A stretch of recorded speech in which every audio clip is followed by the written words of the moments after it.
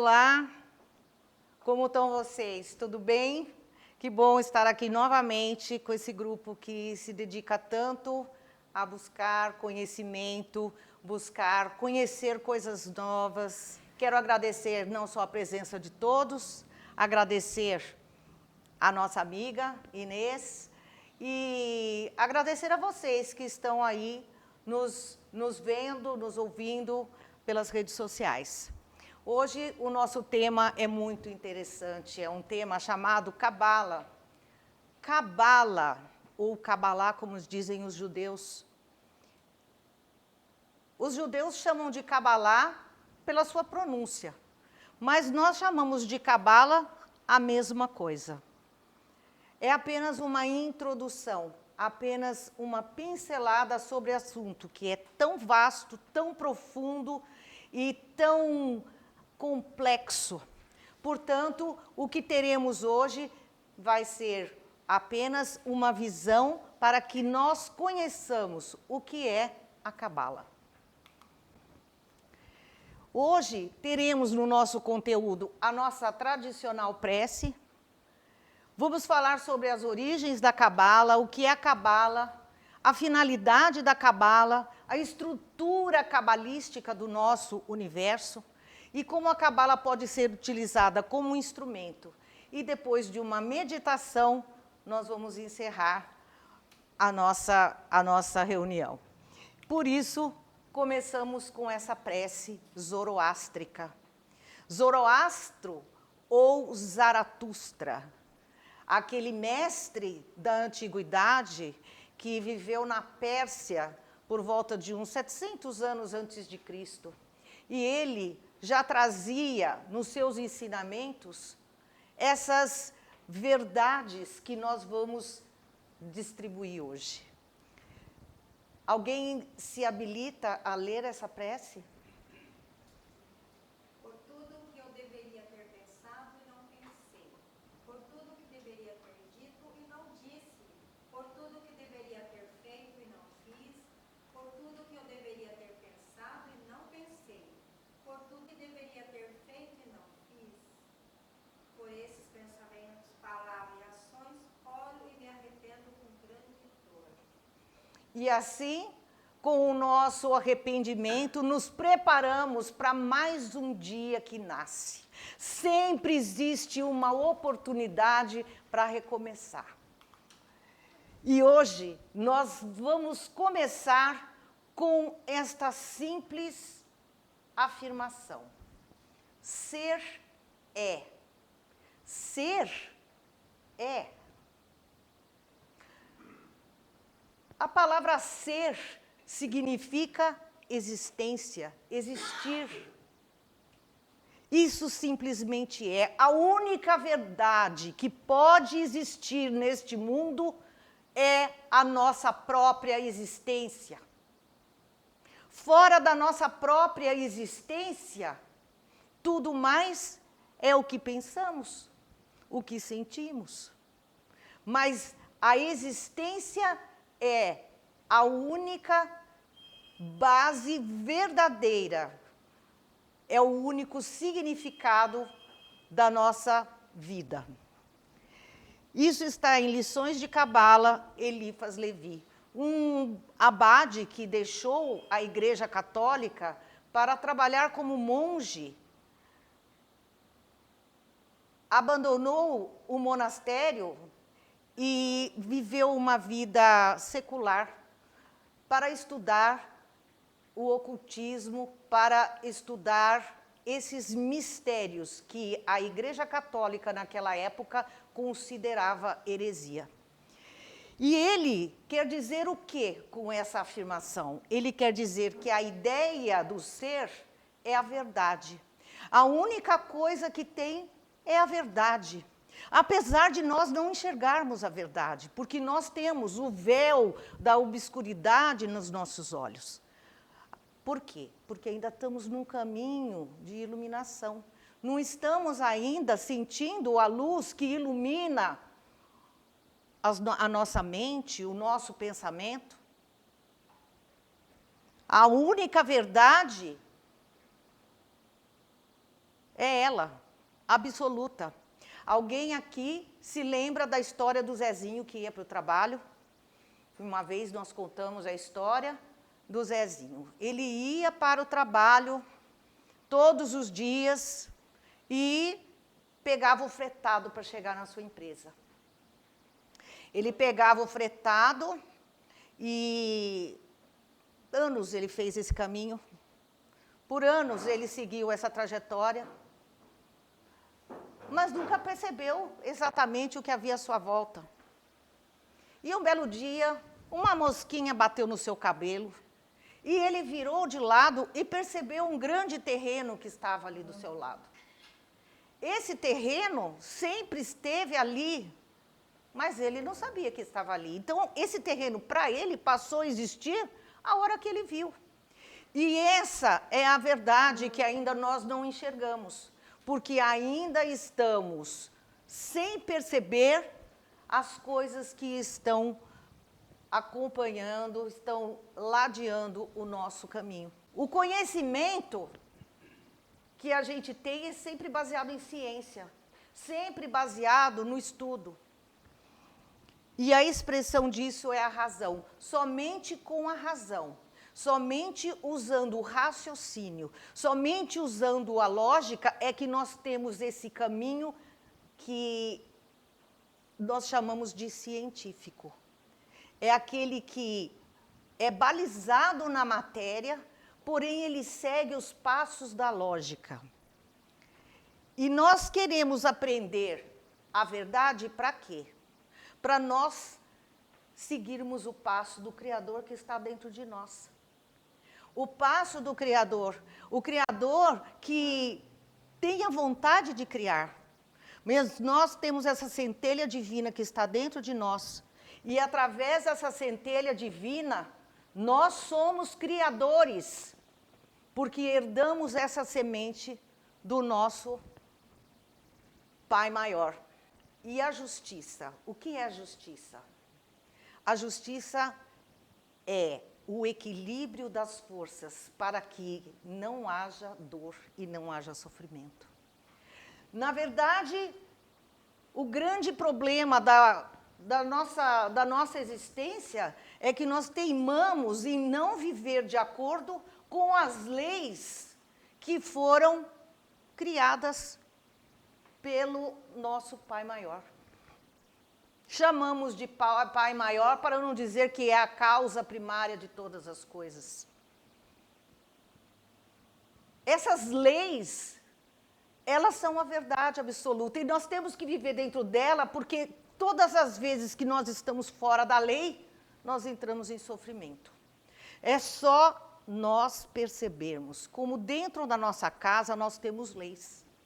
Nós temos aquelas leis. Olha, na minha casa, as pessoas levantam tal hora, tomam café da manhã, vão trabalhar ou vão para a escola e voltam. E ali é aquela ordem que tem que ser seguida. Quando essa ordem não é seguida, vira um caos. Não é verdade?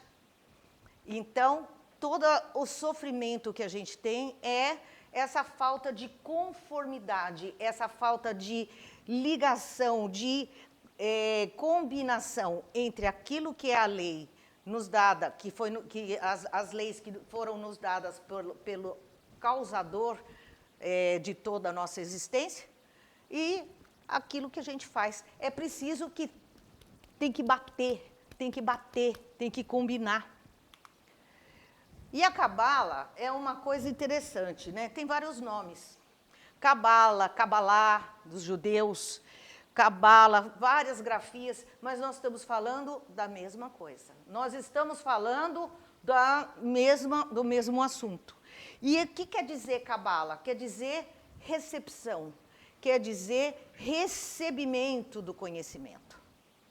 E lá nos primórdios da humanidade, quando os primeiros seres receberam essa intuição, esse conhecimento, eles se tornaram pessoas que eram diferentes, porque eles conheciam, eles sabiam coisas que os outros não sabiam. E assim, com o tempo passando, se tornaram os sacerdotes, os governantes, que eram aqueles que tinham esse conhecimento. E conhecimento, vocês sabem, é poder.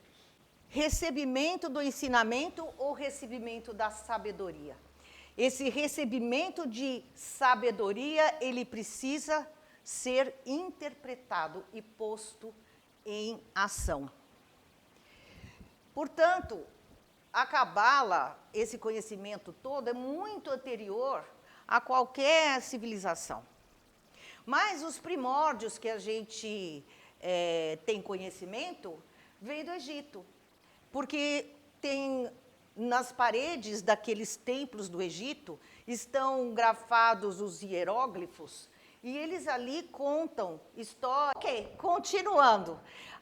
Naquele tempo existia a necessidade de se resguardar aquele conhecimento para que ele não fosse destruído ou alterado pela própria ignorância, ou então pelo desejo dos inimigos capturarem aquele conhecimento para tomar vantagem sobre aqueles governos, daqueles reis, daqueles imperadores daquela época, né?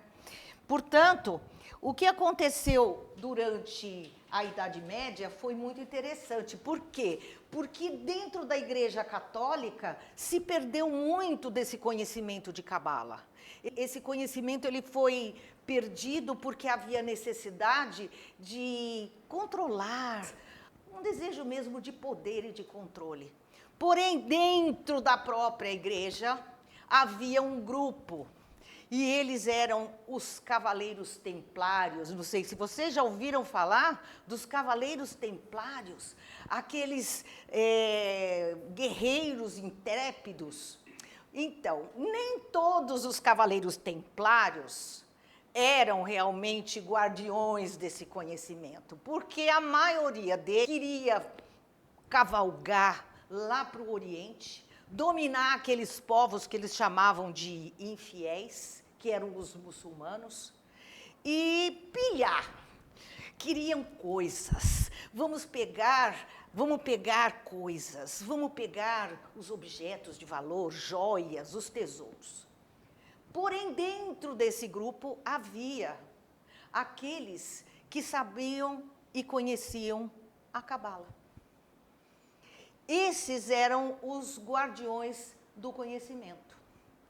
E aqueles que, porventura, ainda não leram, leiam um livro psicografado pelo Chico Xavier, chamado Brasil, Coração do Mundo, Pátria do Evangelho, pelo espírito Haroldo de Campos. Esse livro conta a história de como o espírito Ismael, que vinha do tempo do Egito, do tempo da Palestina, que era um judeu, ele assumiu esse compromisso, junto com Jesus, de fazer da nossa terra, aqui na América do Sul, o coração do mundo. E ali, através da intuição de muitos governantes, de muitas pessoas que tinham muito poder na época,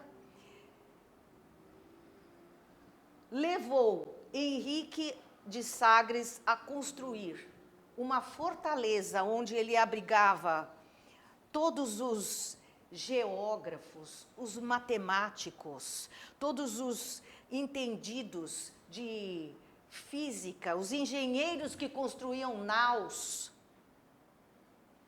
E ali eles determinaram, então, o caminho para as Índias. E um deles parou aqui no nosso Brasil, com o nosso amado Pedro Álvares Cabral. Lembre-se que todas as caravelas tinham essa cruz de Malta nas suas velas. Todas as representações que vocês veem nos livros de história, seja ele de história infantil ou em quadros em museus, vocês podem ver as velas com essa cruz, chamada Cruz de Malta, que é a representação dos guardiões desse conhecimento.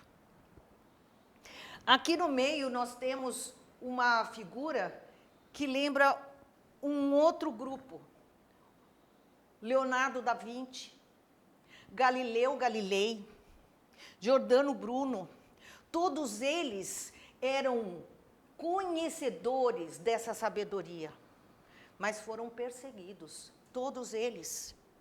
E muitos que sabiam astronomia, que sabiam geografia, matemática, e queriam provar que não era o Sol que girava em volta da Terra, mas sim a Terra que girava em volta do Sol. E por isso acabaram perdendo a sua vida. E por fim, nós vemos aqui alquimistas que trabalhavam os elementos querendo transformar o chumbo em ouro. Misturavam os elementos, misturavam as substâncias, misturavam e transformavam.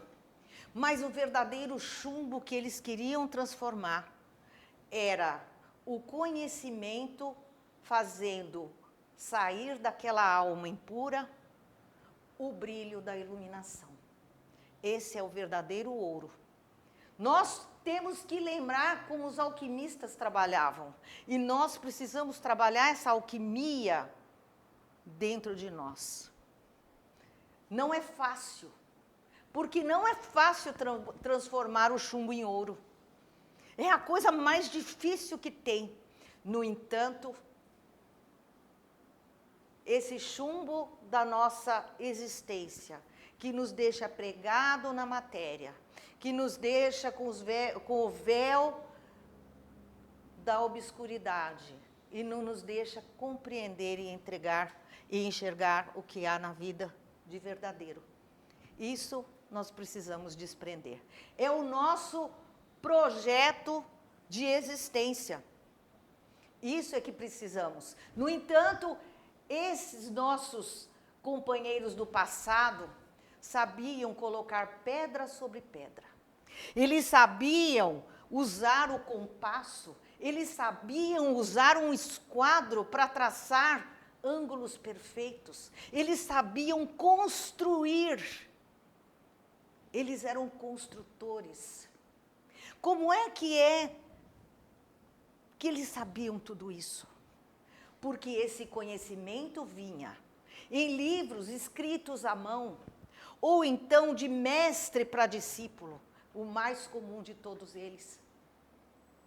E esses mestres transmitiam esse conhecimento para esses pedreiros, que eram chamados pelos governantes para construir os seus castelos, para construir as igrejas.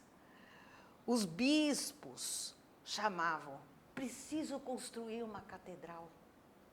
Existe um seriado maravilhoso chamado Pilares da Terra. Alguém já assistiu? Recomendo a todos. É uma minissérie, acredito, com 8 capítulos. Busquem, porque é uma história belíssima. Pilares da Terra. Ele é baseado no livro Pilares da Terra, de Ken Follett.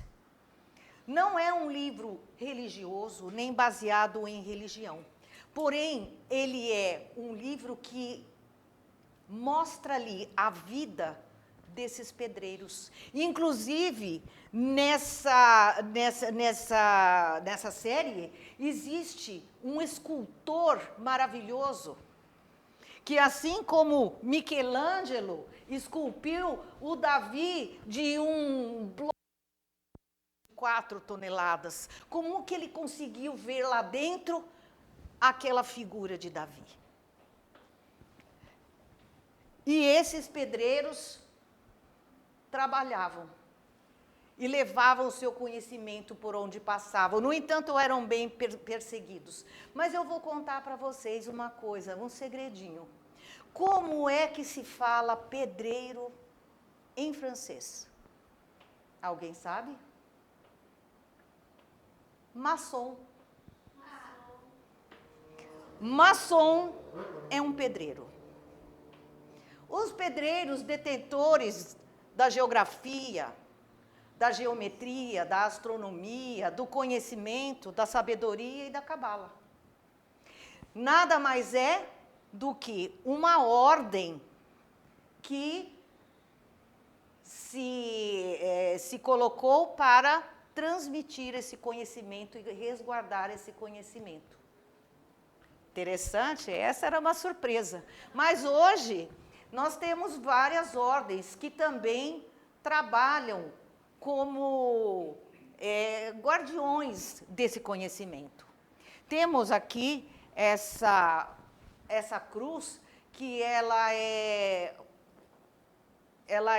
representante da cabala.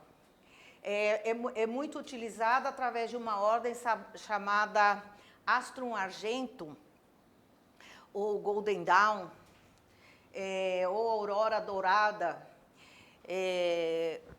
Essa cruz, ela tem dentro dela uma coleção de símbolos que os que estudam, os estudiosos, desvendam e conseguem compreender muitos segredos. Esse círculo com um quadrado e um triângulo é a Rosa Cruz Áurea.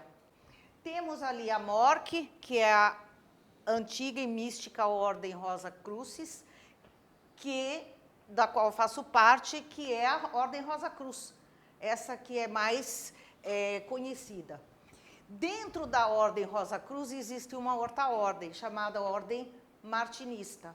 Essa Ordem Martinista, ela só pode fazer parte quem é já membro da Morque. É a ordem que estuda a cabala cristã, porque existe algumas diferenças entre esses tipos de cabala, um tipo de visão, um tipo de utilização. Este símbolo parece um escudo que tem um pássaro e depois um triângulo com um olho dentro dele, o célebre olho de Horus. Ele é o símbolo da Ordo Templi Orientis, que é uma outra ordem templária também. E é engraçado que tem esse olho dentro do triângulo. E muitas pessoas associam esse olho a coisas tipo demônio, Satanás, coisa do diabo, ou coisas muito tenebrosas, muito ocultas. Mas sabe o que significa esse olho? O olho de Horus. Ele é o símbolo da nossa glândula pineal, aquela glândula que fica no centro do nosso cérebro. E ela é, hoje, confirmada pela neurociência, aquele pedacinho que conecta o nosso consciente com o nosso inconsciente. E ela tem, normalmente, esse olho de Horus tem tipo um rabinho pendurado, né? Nada mais é do que a amígdala cerebral, que quando cortamos o cérebro de uma determinada forma, aparece, então, essa arquitetura cerebral nesse formato. Olha que coisa interessante. Quer dizer que aí não tem nada de capeta, não tem nada de diabo e não tem nada de demônio. Temos essa Rosa Cruz, a Rosa Cruz Antiga, uma outra ordem, entre diversas ordens. Tem a Fraternidade Branca, tem várias ordens que também se consideram, né, aquelas que carregam esse conhecimento. E essa última figura é a figura do compasso e do esquadro. É o símbolo maçônico, a ordem maçom, a ordem maçônica, que tem um olho ali em cima. E o que é esse olho?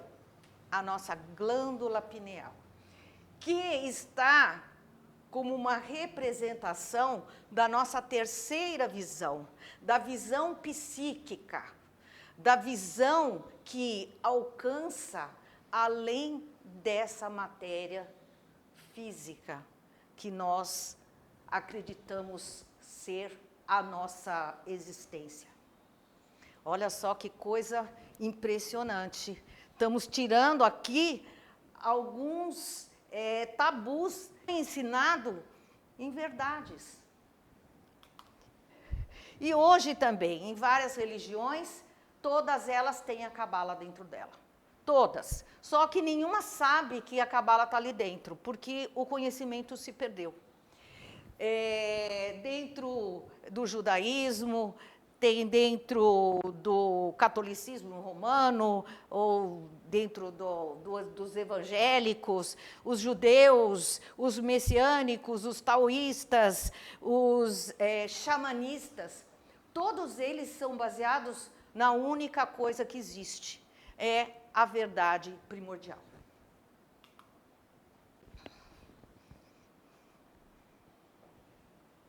Para que serve a cabala, então? Todo mundo quer guardar, ninguém quer falar para que serve, ninguém quer dizer como é que funciona. E quando nós trabalhamos aqui para conversar na noite de hoje, nós estamos falando sobre a cabala que chamamos de cabala hermética. Por que chama-se cabala hermética?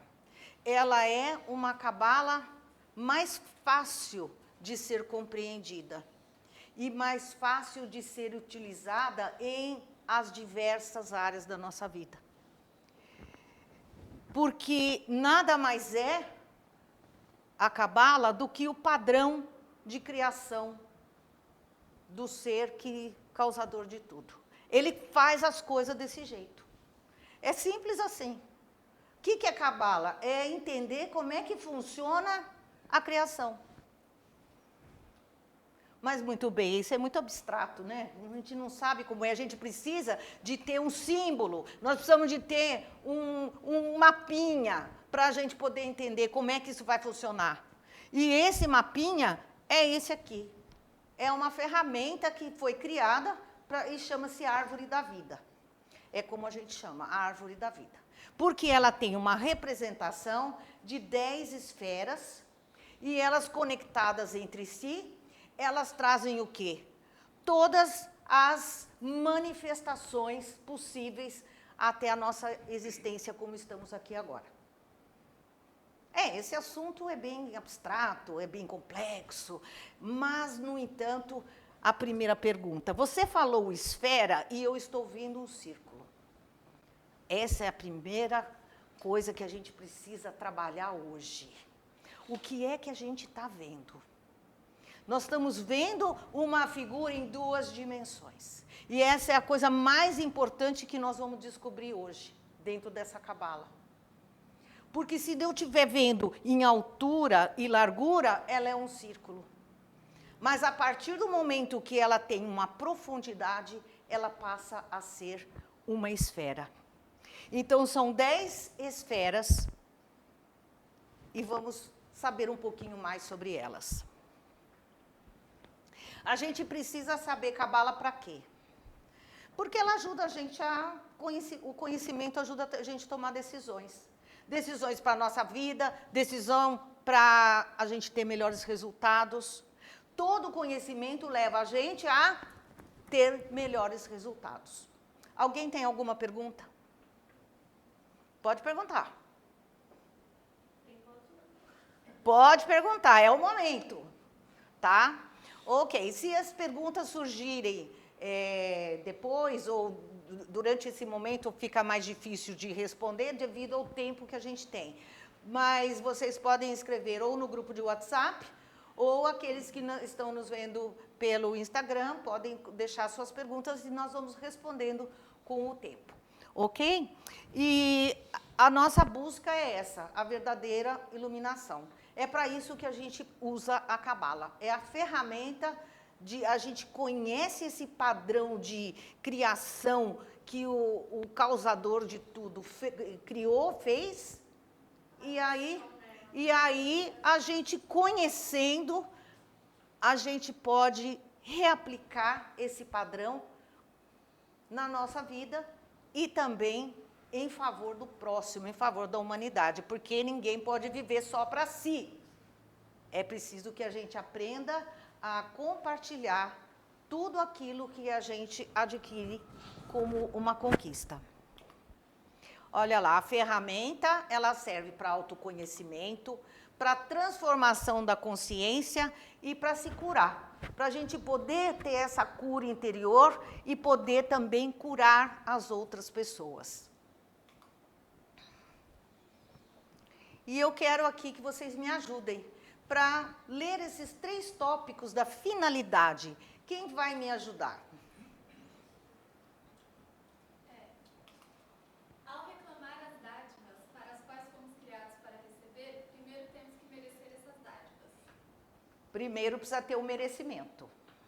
Processo de transformarmos a nós próprios na essência. Cabala nos fornece as ferramentas para a mudança positiva. Fé, esperança, otimismo e amor.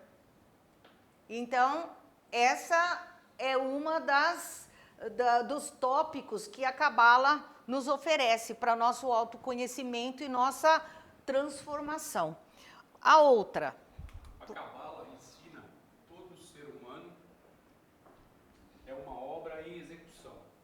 Esse trabalho é nos libertarmos do domínio do ego humano e de criar uma afinidade com a essência de compartilhar Deus. Ótimo. Mais um. Essa transformação significa desapegar-se da raiva, da inveja e de outros comportamentos reativos em favor da paciência, empatia e compaixão. É fácil, gente? Não, mas a gente pode, nós podemos nos utilizar de certas ferramentas, como a Cabala, para ajudar nesse processo. Continuando. Não significa abrir mão de todos os desejos e ir viver no topo de uma montanha. Muito pelo contrário, significa desejar mais da plenitude para a qual a humanidade foi criada para obter. Vou contar uma historinha aqui para desanuviar esse ambiente aqui, que está todo mundo muito... Oh! Uma vez eu fui num médico homeopata e ele dizia que eu era muito estressada. Né? Você é muito estressada, você precisa ver como a vida nos traz as oportunidades, a gente não precisa se estressar. E ele contou para mim, então, a história do americano que ia subir aquela montanha altíssima. Eu já contei para vocês essa história? Não contei? E diz que o americano, não é por causa que é americano, vamos dizer assim, o ocidental, que é aquele que vive da forma como nós vivemos, né? Ele falou, vou subir a montanha. Então, ele foi lá na loja e comprou sapatos de subir montanha. Aí, ele comprou uma mochila que cabia uma cabana, cabia um fogão, cabia um cantil, e ali tinha comida, tinha todo tipo de apetrecho que ele pudesse precisar lá naquela subida. E aí, esse ocidental começou lá vou eu, e foi embora. E começou lá a subir a montanha. Subiu a montanha, aí veio a chuva, ele montou a cabaninha e ficou ali na cabaninha. Olha lá, aí fez uma comidinha, montou o fogãozinho, aí acabou a chuva, vamos subir. E ele foi lá subir na montanha, aí deu fome. Ele pegou lá a ração que ele tinha, cortou, cozinhou no fogãozinho, comeu, fez uma caminha, dormiu e foi lá. E ele vários dias ali, até quando chegou lá no topo da bandeira, lá no topo da montanha, o que ele fez? Pegou a bandeira e pá, cheguei aqui em cima, eu sou fera, né?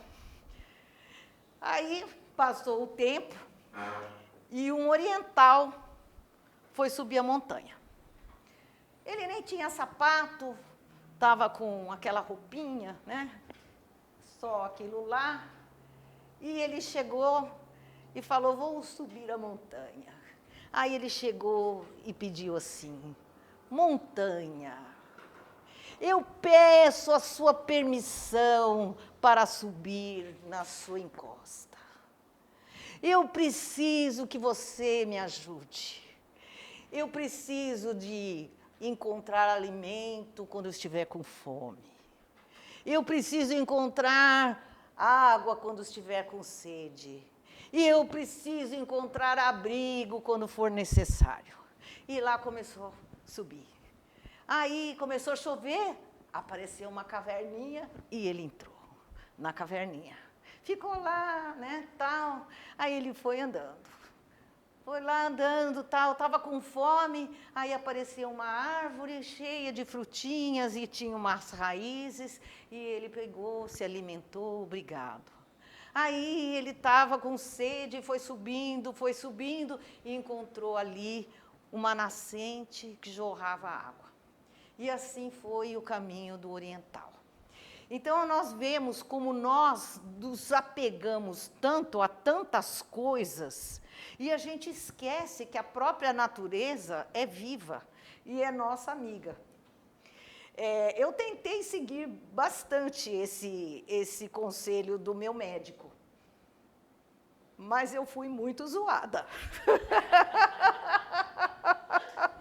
Eu fui muito zoada, porque eu chegava e falava assim, maçaneta, dá sua permissão para eu abrir essa porta.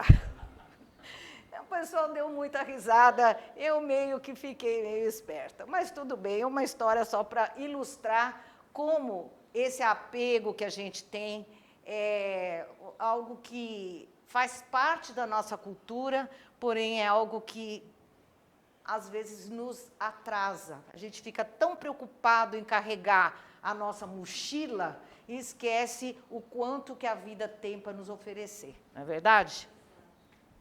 E agora nós vamos entrar na parte legal.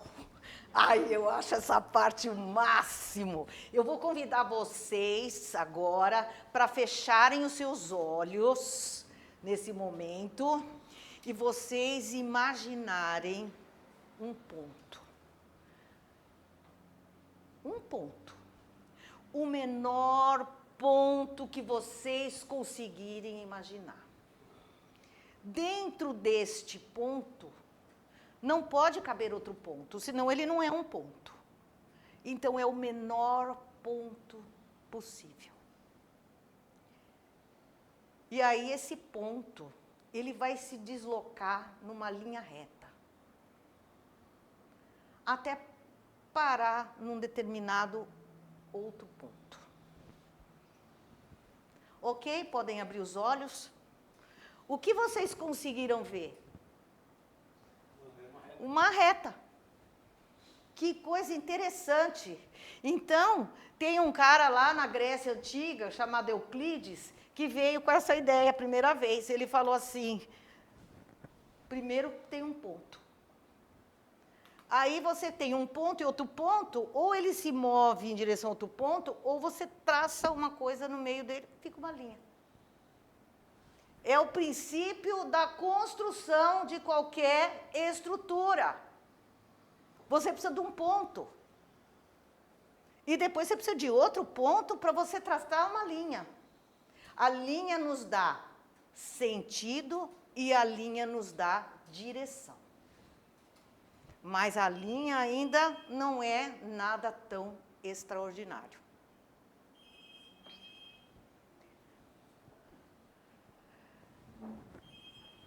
A linha é uma reta. Vamos imaginar o nosso planeta. Vocês conseguem imaginar a nossa Terra? Vocês já viram aquele mapa da Terra, assim, no globo, e onde tem aqueles meridianos que separam as horas e tudo, eles vêm lá do Polo Sul e vai lá no Polo Norte, não é verdade? Muito bem. E se eu continuar, ele vai dar a volta e vai voltar no mesmo lugar. Não é verdade? Muito bem. Mas se eu tiver uma outra linha aqui e fizer o mesmo caminho, vai ter um lugar que vai acontecer o quê? Elas vão se encontrar. Então, é por isso que esse conceito das retas se encontram no infinito, porque é infinito o movimento daquela reta. Porém, se eu estiver dentro de um espaço que é esférico, elas vão se encontrar como os polos. Vamos lá, são conceitos interessantes. Para formar um plano, o que eu preciso? De um terceiro ponto. Um terceiro ponto. Sem um terceiro ponto, não forma um plano. E o que é um plano? Um plano é um negócio que a gente pode imaginar algo. Um plano é como essa tela, onde eu posso projetar palavras, figuras, imagens. Um plano é aquilo que eu ponho aqui na minha mente para pensar em alguma coisa que tenha uma imagem. Isso é um plano. Um plano precisa de 3 pontos. Vamos fixar esse conceito, porque isso tem a ver com Cabala, tá? Muito bem. Eu coloquei ali, que é um símbolo chamado Ouroboros, que é a cobra que come o próprio rabo, e isso pode ser simbolizado o tempo, ou essa reta, que ela vai fazendo esse caminho e ela vai se repetindo, mas ela nunca mais é a mesma, tá? Conceitos um pouco abstratos, porém vamos ver aqui, ó. Lembra que vocês viram aquele plano ali no outro slide? O plano está aqui. Eu tenho 3 pontos e nesse eu criei um plano. O menor plano que existe é um triângulo. Ele pode ser um quadrado, ele pode ter vários pedacinhos, mas ele, para ser plano, ele precisa ter mais de 2 pontos. Tá ok isso? Muito bem. Isso aqui é como se fosse... Alguém me empresta um papel? Olha aqui. Esse plano tem altura e tem largura. Opa! Ele tem altura e tem largura. Mas ele não tem profundidade. O que eu preciso fazer para ele ter profundidade? Porque somente com a profundidade eu vou ter a ideia do que ele realmente representa.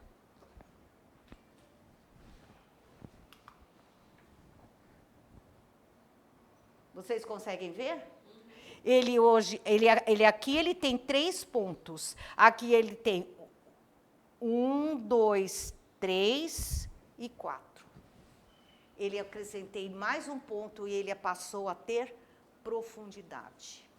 Essa visão que a gente tem, chapada das coisas, essa visão em 2 dimensões, precisa ser deixada de lado. É preciso que a gente aprenda a ver a profundidade. Nem todo o papel tem profundidade. Aliás, nenhum papel tem profundidade. Nem tudo que a gente lê e aprende está ali com o seu espírito, com a sua essência. Por isso que questionar é obrigação de qualquer discípulo. Questionar.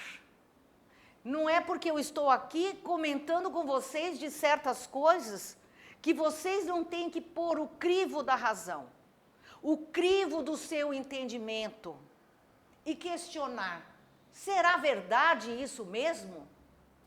Preciso ir mais fundo. Essa é a nossa única verdade. Conseguir encontrar um ponto além da altura e da largura, para encontrar a profundidade. E o que é isso? O que é isso? Alguém pode me dizer o que é isso?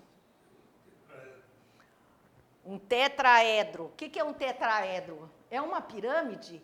Mas eu não estou vendo pirâmide aqui. Eu estou vendo um triângulo com outro triângulo dentro.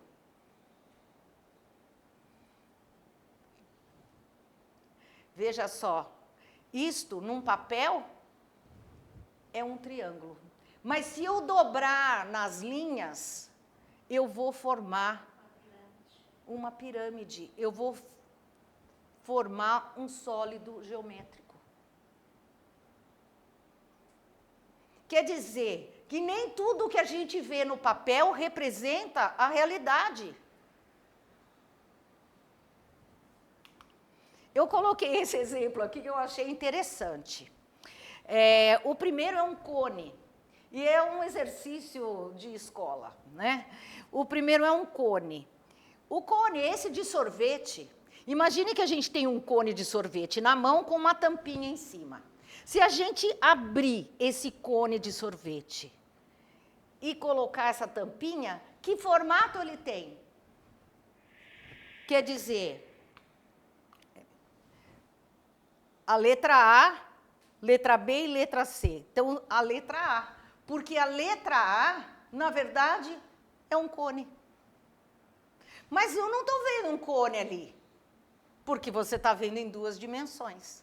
Porque se você olhar em 3 dimensões, você olha e vê, isto é um cone. Eu já vi até uma oca de índio. Uma oca de índio. Quer ver outro exemplo? O número 4, que é esse cilindro. Eu vou fazer só 2, porque é muito exemplo. Esse cilindro, ele tem uma tampa em cima, uma tampa embaixo. Então, 2 círculos. E ele tem a lateral dele. Qual que representa o cilindro? A letra C. Mas espera aí, eu não estou vendo o cilindro ali. Porque o cilindro está em 2 dimensões. Como que ele passa a ser se ele tiver em 3 dimensões? Aí você monta, põe as tampinhas e ele vira um cilindro. Então, veja, isto é a coisa mais importante que eu achei para trazer para vocês hoje. O modo de olhar, o modo de ver, o modo de enxergar.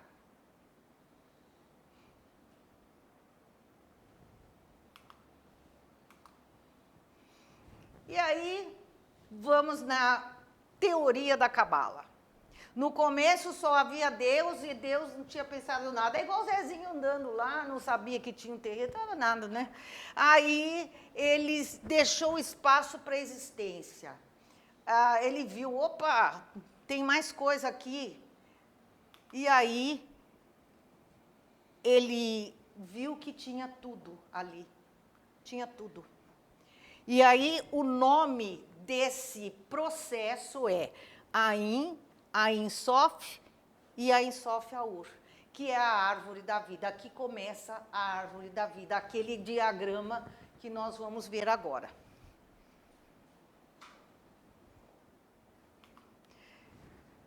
Aquele diagrama, para eu não deixar de citar para vocês, eu vou citar que são 4 partes daquele diagrama. O mundo da emanação, o mundo da criação, o mundo da formação e o mundo da ação. São partes daquele diagrama que são responsáveis pela criação das coisas. Primeiro é a mente e depois se determina mais ou menos o que é, depois se cria os detalhes e a condição de criar aquilo, e a criação é feita. Então, é o processo da criação. Esse processo está na Gênesis, naquele livro da Bíblia. A Gênesis está também na Torá, que é o livro básico dos judeus. A Gênesis está também, esqueci o nome, no livro dos muçulmanos. No Kardec tem a Gênesis, mas ela não explica desta forma. Porém, esta forma, se a gente olhar com outros olhos, se a gente conseguir ver o tetraedro aí, nós vamos ver que dentro da Gênesis está contido esse ensinamento. E a gente vê o diagrama da árvore da vida, e aqui a gente entende, o mundo, o plano das emanações, separa naquelas três esferas. mundo ou plano da criação nessas 3, o da formação nessas 3 e o plano da criação material, que é só essa aqui. Ali no número 10, camisa 10, somos nós estamos lá. Nós estamos ali, no bico, tá, gente? Todo esse processo, ele vai acabar nessa última Séfira. O conjunto dessas esferas chama-se Sefirot. Sefirot é uma palavra hebraica, está no plural, então é Sefirot. E o singular é Séfira. Séfira. Tá? E aqui estão os mundos. Mas a gente vê de uma forma mais prática. Aquelas 3 de cima são o mundo espiritual. As outras 3 são o reino mental. As outras são o reino das emoções. E nós estamos lá, no bico. Muitas vezes, essa Séfira número 10, onde nós estamos, é representada por um quadrado, porque é a representação de 4 elementos, dos quais são manipulados lá no sistema da criação, e eles acabam nos criando. Quais são esses elementos? Fogo, água, ar e terra. São 4 elementos. É disso que somos feitos. Tudo é feito disso. Começou, estamos na reta final já. Lá daquele ponto surgiu uma reta, e essa reta formou um plano. Aqui, ó. Essa Séfira chama-se Keter. É a luz, onde está toda a luz. Todas essas Séfiras, as Sefirot, elas são duais. Elas têm 2 polaridades. E as outras 2 seguidas nada mais são do que o desmembramento dessa primordial. A Keter se desmembra em Roquimá ou Choquimá, tem 2 formas, e Biná. Mas o que tem a ver? Tem a ver que esse símbolo aqui, que é usado no Tao, ele significa Yin e Yang, que é a polaridade positiva e a polaridade negativa, tá? Então, essa polaridade positiva, ela vai para Roquimá. A polaridade negativa fica em Biná. Tem muita gente que vai se revoltar daqui a pouco, você vai ver. Lembra, gente, que nós já vimos essa historinha do Sol? O Sol é a fonte da nossa energia. De onde vem tudo que a gente se alimenta, da nossa existência? Tudo que a gente é constituído vem do Sol. A energia vem do Sol. Essa energia não é a luz que a gente vê. Ela é um espectro eletromagnético. Tem um monte de outras forças que vêm junto.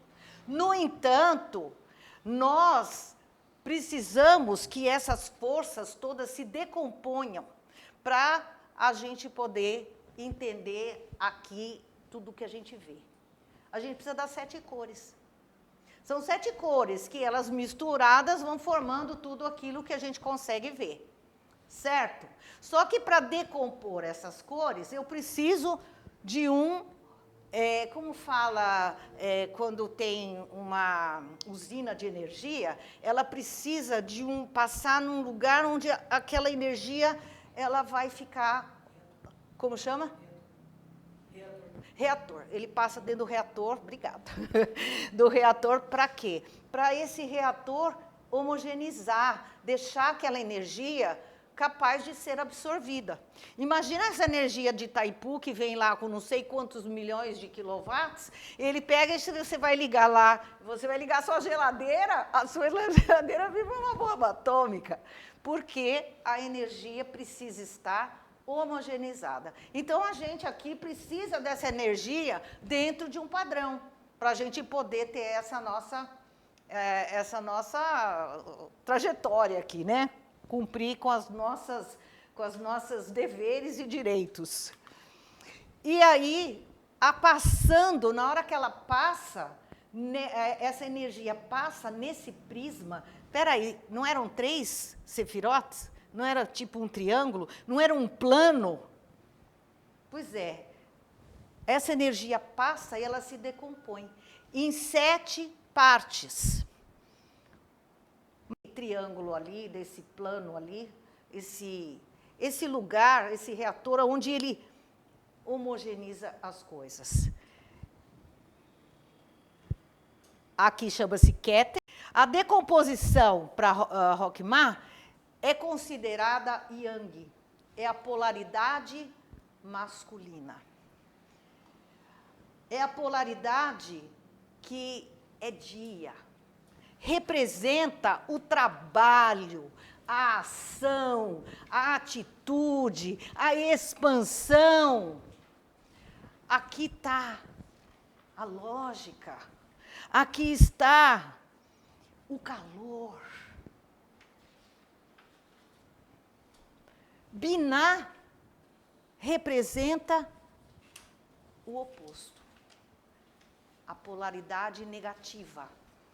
Representa aquilo que está interno, que está ali, resfriado, que está passivo. Enquanto Rockmar se expande, Binah se contrai. Enquanto Rockmar é simbolizado pelo Sol, Binah é simbolizada pela Lua. O Sol emana a sua energia. A Lua apenas recebe e reflete. Nós consideramos o Yang como característica masculina e o Yin característica feminina. Sem revoltas, por favor. Não fui eu que fiz. Pois é, mas as coisas são assim, tá? Colocando aqui a estrutura de universo. Voltando ali na coroa, a coroa que é Keter. Alguém pode ler para mim o que significa Keter? Pode. Se vocês quiserem sentar para cá, vocês podem sentar, pode passar na frente, não tem problema. Por favor, por favor. Por favor, mas deixa eles mudarem de lugar, porque pode passar na frente da câmera, não tem problema.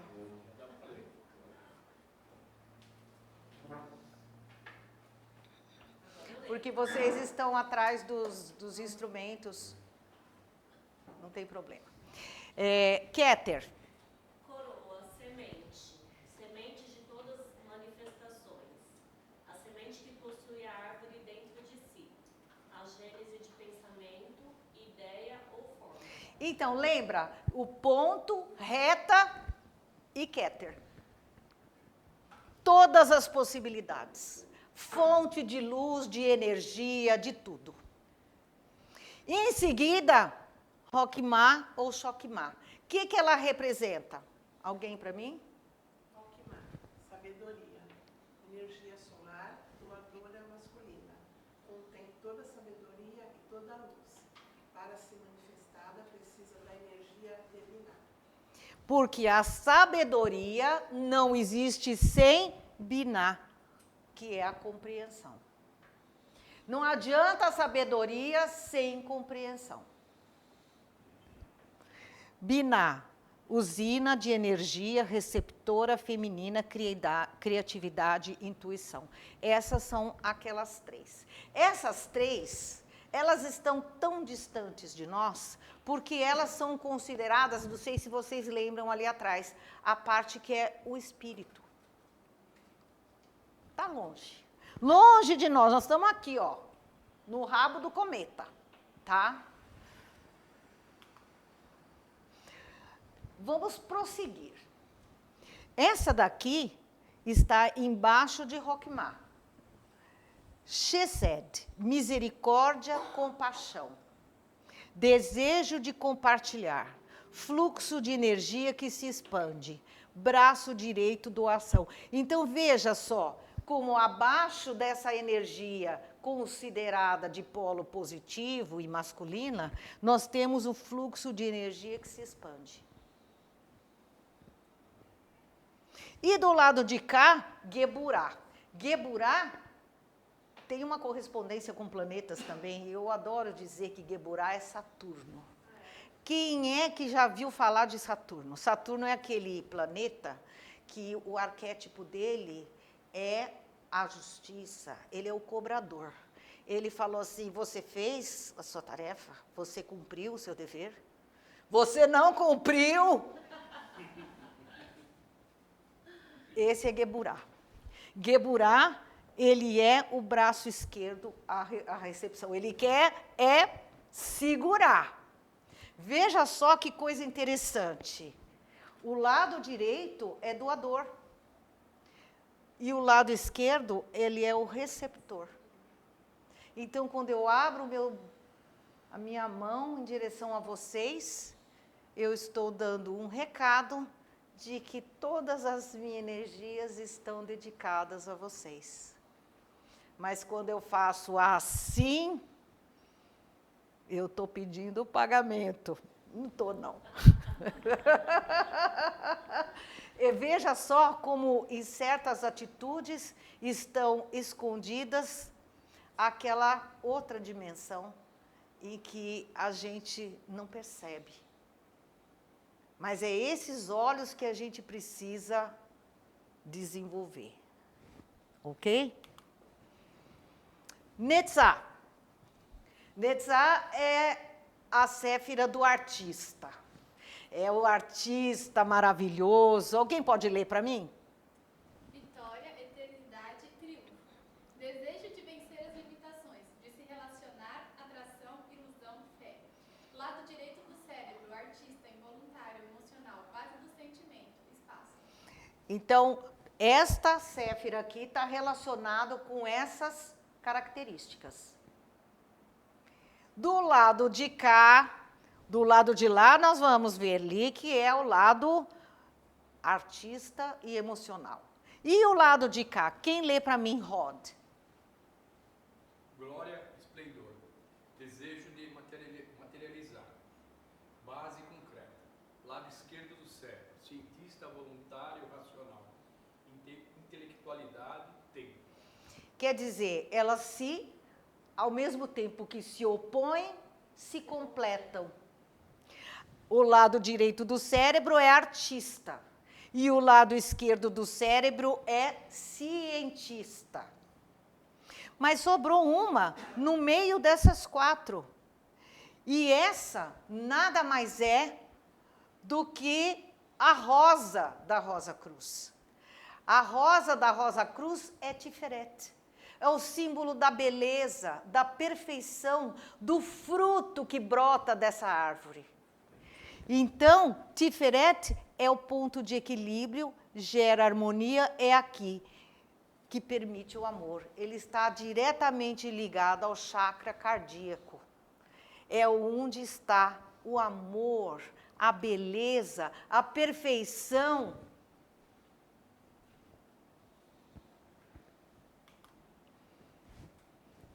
Yesod, fundamento alicerce. Aqui é nosso subconsciente, nosso reservatório de energia, onde estão as nossas forças vitais, onde está nossa capacidade de sobreviver. Tudo está nesse Yesod. O sexo, não o sexo masculino e feminino, mas a atividade sexual. Essas energias que correm através do nosso fluido vital. Está tudo guardado em Yesod. E aqui embaixo nós temos Malkut. É o nosso lugar, é o reino, mundo da matéria, mundo da manifestação. É onde atuam quantos elementos? Quais são os elementos? Fogo, água, terra e ar. Né, na ordem, tá certo. Veja que aqui é onde a gente come, bebe, trabalha, exerce a nossa existência. É o exercício, é a operação. Só que aonde é que ele está? Oposto da maior fonte de luz. Porque nós temos que subir tudo isso aí para chegar lá. E aqui está Tiferet, no meio do caminho. Esse despertar do amor, da beleza, está tudo ali no Tiferet. E a Cabala serve como um instrumento para a gente fazer a relação entre os chakras, que são centros de energia, que controlam as nossas forças vitais, para controlar a nossa saúde física e emocional, através de várias técnicas, as quais a gente não vai falar hoje. Mentalmente, nós usamos a Cabala durante a meditação para chegar em determinado grau de frequência vibratória. E aqui eu peguei um pedacinho de um nome de anjo que é muito usado na Cabala hebraica, na Cabala judaica. A Cabala judaica não usa a árvore da vida. Ela usa as letras hebraicas e os valores numéricos que elas representam. E eles trabalham com a combinação dessas letras para fornecer o tipo de frequência vibratória que é desejado. Então, eles trabalham de forma diferente. E aqui trouxe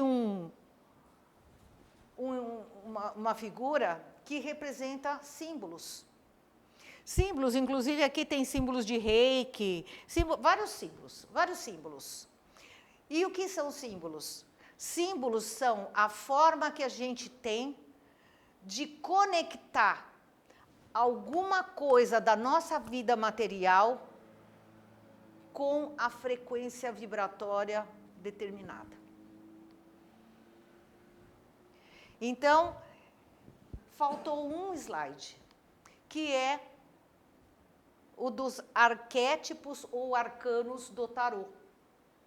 Não, esse tarô não é cartomancia.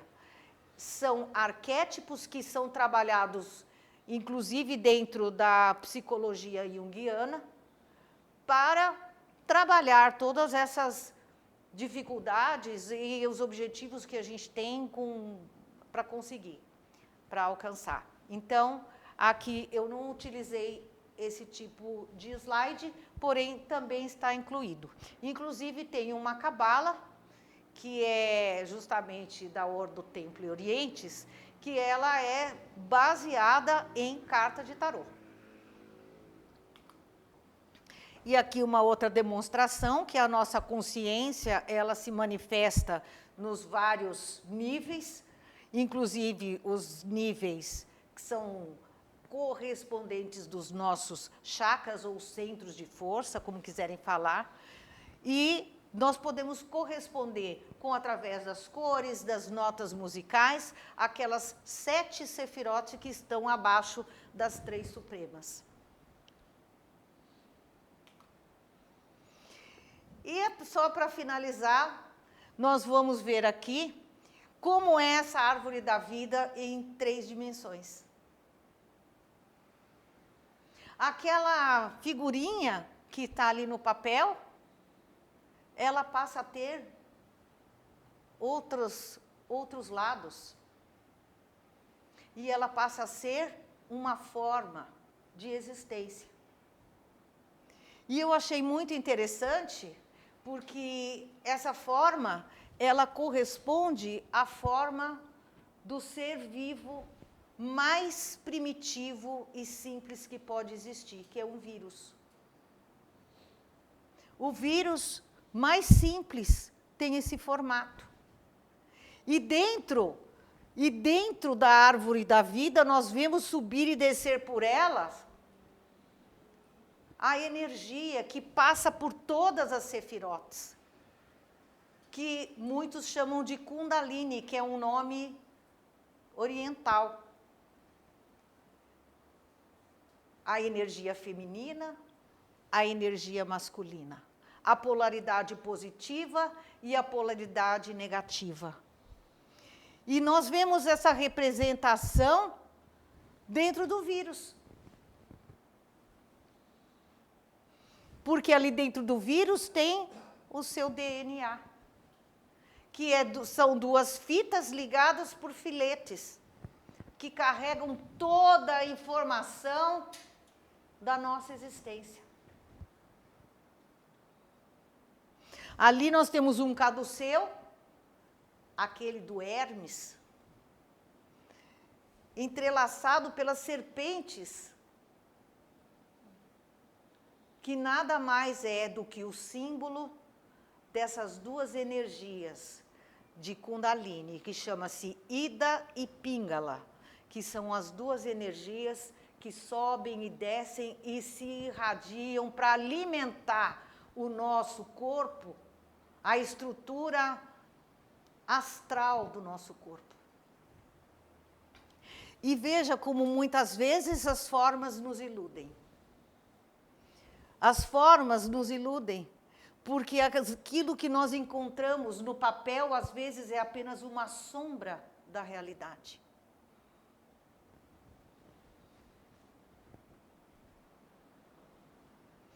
Muitos chamam esse caminho de escada de Jacó.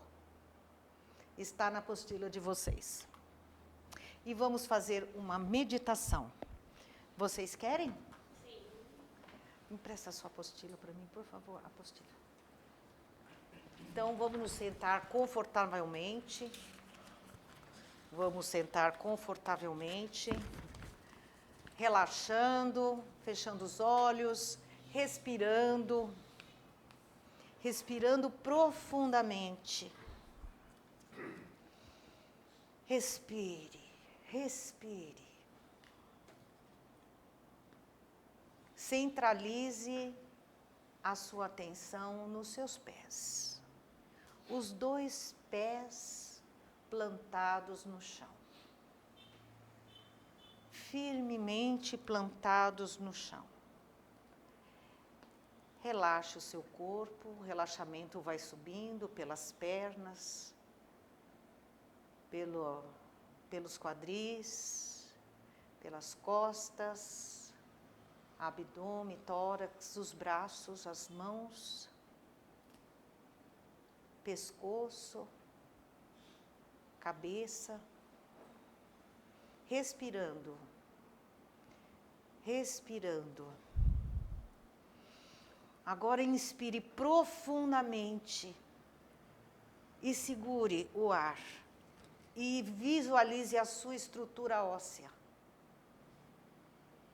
Sinta a vida latente em cada célula óssea do seu corpo. Tome consciência da importância que elas têm para sustentar a sua vida. E sinta que elas também reconhecem você. Dê outra inspiração profunda e visualize agora todos os componentes líquidos do seu corpo. Sinta a força das células sanguíneas. Emita uma vibração de luz sobre elas. E elas vão carregando essa luz para todos os órgãos do seu corpo, fortalecendo e revigorando. Faça outra respiração profunda, visualize a parte gasosa do seu corpo. O ar que entra pelas suas narinas e infla os seus pulmões e revitaliza o sangue e todas as partes do seu corpo.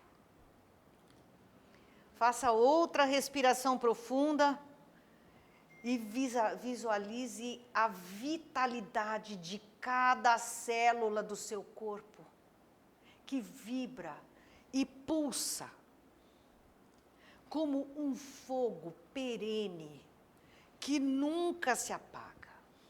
Sinta-o mais forte, mais vivo.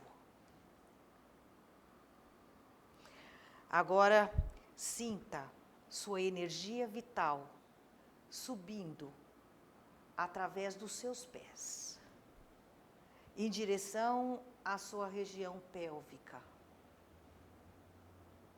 Sinta a sua energia vital sendo equilibrada pela razão e pela emoção, formando um triângulo de energia perfeito. Eleve essa energia até a região do umbigo e sinta essa vitalidade se ampliando, essa energia se equilibrando e controlando toda a ira contida.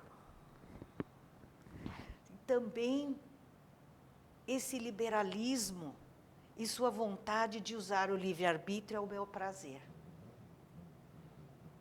Sinta esse controle e esse equilíbrio de energia através desse triângulo que sobe agora até os ombros.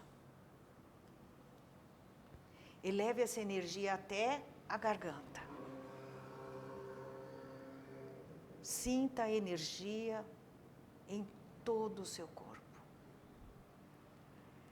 Visualize nesse momento uma cortina de água pura, de água fresca, como uma cachoeira em câmara lenta. Movimente-se em direção a ela. Coloque primeiro as mãos, os braços, o rosto e passe através dela.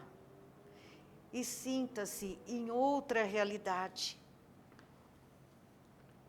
Nessa realidade, os seus sentidos não são mais os mesmos. Sua visão parece se expandir. Parece um telão imenso. Sua audição, sua fala, estão todos conectados na sua mente. E eis que uma paisagem deslumbrante surge à sua frente.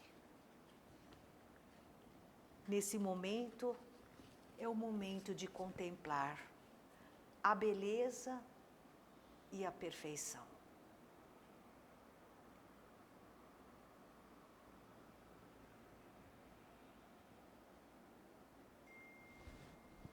Vislumbre essa paisagem por alguns momentos.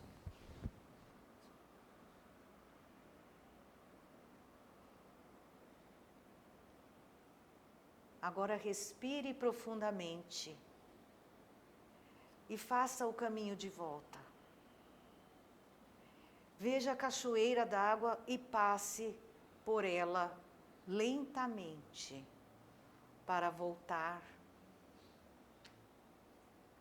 nesse caminho. Concentre-se no seu umbigo, sinta toda a vitalidade renovada e ampliada. Visualize essa energia em sentido descendente, descendo para a sua região pélvica. E sinta que essa energia suaviza a sua ira, lhe dá paz, lhe dá fortaleza. Sinta nesse momento que essa energia afasta seus sentimentos de autonegação e traz o amor e o carinho para os teus atos, para as suas palavras, afasta a sua incredulidade e submete à razão a sua intuição. Respire profundamente e visualize toda essa energia descendo até os pés e sinta um novo fluxo percorrendo o seu corpo, limpando, revitalizando. E o seu corpo, nesse momento, torna-se mais luminoso, mais forte, mais cheio de vida, pura luz, pura vida e puro amor. Respire profundamente, sinta seus pés e volte à realidade objetiva, abrindo seus olhos e sentindo-se bem.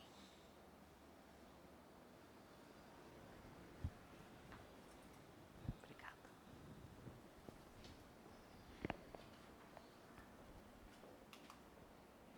Para encerrar, temos aqui palavras de São Tomás de Aquino. Palavras fortes, duras, porém necessárias. Torna-me, Senhor, obediente sem contradição, pobre sem abandono e casto sem corrupção, paciente sem protesto, humilde sem aflição, jubiloso sem dissipação, triste sem abatimento, moderado sem rigidez, ativo sem imprudência, animado por teu amor sem desânimo, sincero sem duplicidade, fazendo bem sem qualquer presunção, censurando o meu próximo sem altivez, edificando-o com palavras e com exemplos e sem hipocrisia. E aqui encerramos a nossa breve visão de Cabala, um assunto apaixonante, extremamente profundo, e eu espero que esses momentos tenham colaborado para que cada um possa aprender a ver o mundo com mais uma dimensão, além daquelas que estamos acostumados. Muito obrigada.